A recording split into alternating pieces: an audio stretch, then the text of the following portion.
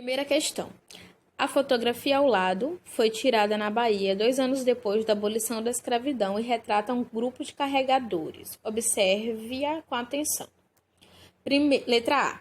Analisando o modo como os retratados estão vestidos, podemos afirmar que a abolição da escravidão trouxe mudanças significativas para esse grupo social? Explique. Não trouxe, pois esses ex-escravizados continuam utilizando roupas feitas de saco, exatamente como nos tempos da escravidão. Letra B. Nessa fotografia é possível identificar idosos entre os carregadores. Formule uma hipótese. Por que os idosos afrodescendentes ainda trabalhavam em um serviço tão pesado? Os idosos trabalhavam nesse tipo de serviço por não terem outras oportunidades de emprego e porque nessa época não havia o benefício da aposentadoria. Letra C. Observe a fisionomia dos retratados. Em sua opinião, esses trabalhadores eram valorizados pela sociedade? É bem óbvio que não, eles não eram valorizados. O trabalho pesado e subalterno de carregador de mercadorias era chamado de ofício de negro. Segunda questão, assinale a afirmação incorreta e justifique sua escolha. Nas primeiras décadas do século XX, a chamada imprensa negra, a resposta incorreta é a letra B. Publicava materiais condenando comportamentos da população negra, desvalorizando suas formas de associação e participação política. Ela é errada porque, na verdade, a imprensa negra ela publicava matérias sugerindo comportamentos à população negra e valorizando suas formas de associação e participação política. Terceira questão. Leia a seguir o Decreto 10.602, assinado por Getúlio Vargas em 1942, pelo qual ficava aprovado o Regimento do Serviço de Proteção aos Índios, SPI, com sede na capital federal. O SPI tem por fim prestar ao índio proteção e assistência, amparando-lhe a vida, a liberdade e propriedade. Garantir a efetividade da posse das terras ocupadas pelo índio, utilizar os meios mais eficazes para evitar que os civilizados invadam as terras indígenas, promover a punição dos crimes que se cometerem contra o índio, incutir-lhe a ideia de que faz parte da nação brasileira, criar um ambiente de respeito recíproco entre o índio e o civilizado, enviar esforços por melhorar as condições materiais da vida indígena, despertando o gosto do índio para a agricultura e indústrias rurais, criar postos visando atrair o índio e fixá-lo pela cultura sistemática da terra e estabelecimento das indústrias rudimentares mais necessárias. Letra A. Qual é o assunto dessa lei? O assunto dessa lei é a aprovação do Regimento do Serviço de Proteção aos Índios. Letra B. Qual seria o papel do Estado na proteção aos indígenas?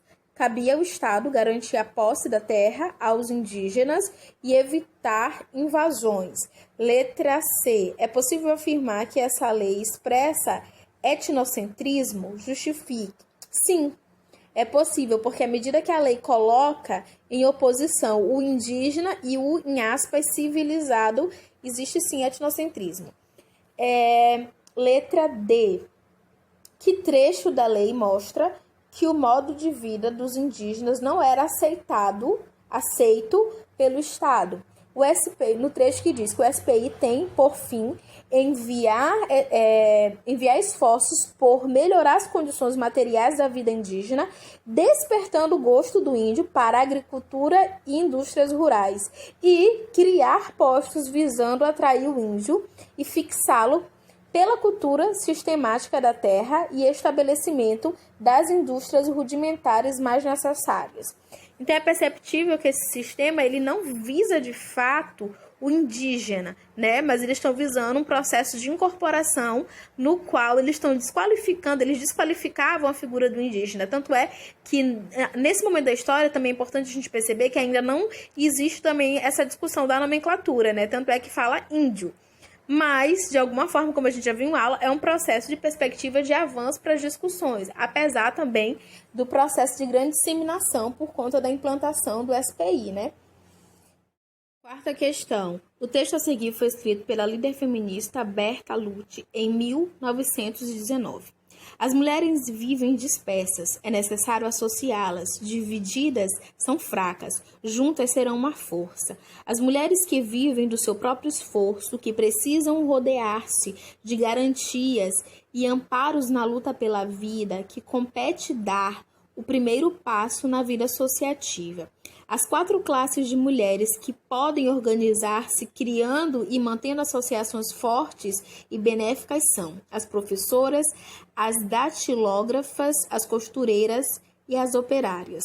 As vantagens dessas associações seriam a defesa coletiva de interesses, a assistência à maternidade, à enfermidade e à invalidez e a difusão da instrução. Letra A. O que Berta Lutz defende nesse texto? Ela defende a organização das mulheres em associações para lutar por seus direitos. Letra B. Para ela, em que ocasiões as associações feministas deviam ajudar a mulher? As associações deveriam buscar a defesa coletiva de interesses, a assistência à maternidade, à enfermidade e à invalidez, e a difusão da instrução. Letra C.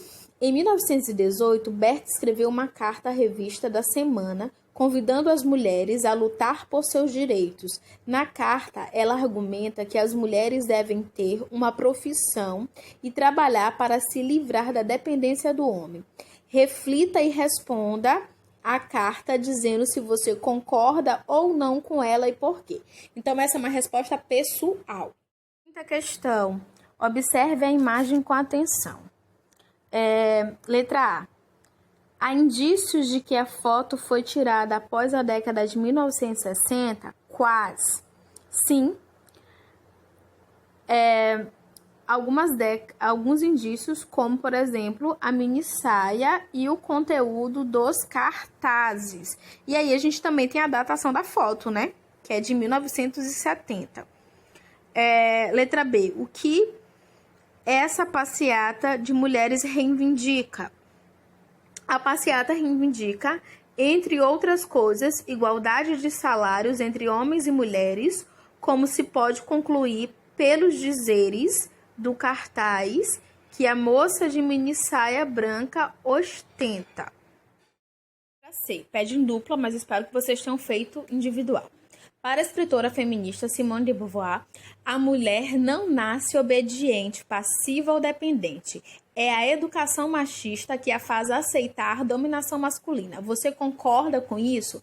E aí vocês vão expressar a opinião de vocês dentro desse contexto, mas a gente já viu que ao longo da história, né, infelizmente, na maioria das sociedades, as sociedades elas eram patriarcais e as mulheres sempre foram relegadas a uma esfera inferior, né? Tem até a dita do chamado rainha do lar para dar uma notoriedade, entretanto, em muitas sociedades, e ainda dentro da nossa própria sociedade, a mulher ela seria destinada só a essa função, a cuidar da casa, a cuidar da família, a cuidar dos filhos. E a história ela vem para buscar fazer essa desmistificação desses processos, né? Ainda mais na perspectiva social que nós vivemos hoje em pleno século XXI. Se a mulher quiser ficar em casa, ela fica. Mas ela tem o direito de escolha. Letra D também era para fazer em dupla, mas vocês podem fazer individual. Discutir no presente.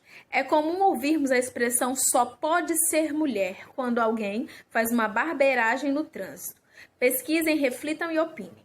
O que pode ser feito para mudar esse tipo de comportamento? E aí espero que vocês também tenham construído alguma coisa.